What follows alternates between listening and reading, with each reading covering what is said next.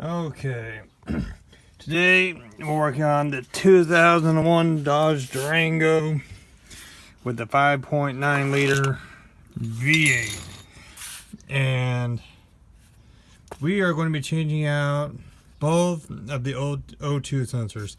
I had hooked up the my OBD2 scan tool and realized that I had a lazy O2 sensor. So here is the O2 sensor. Yay.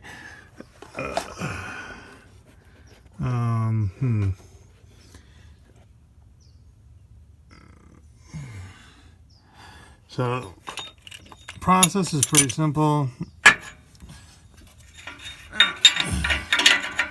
That goes up like that. That locks in place, and then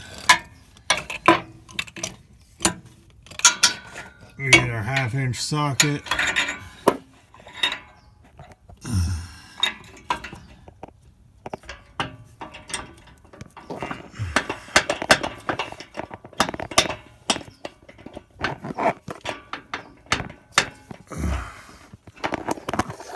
Okay.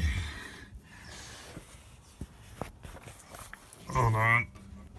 I'm gonna have to learn how to edit.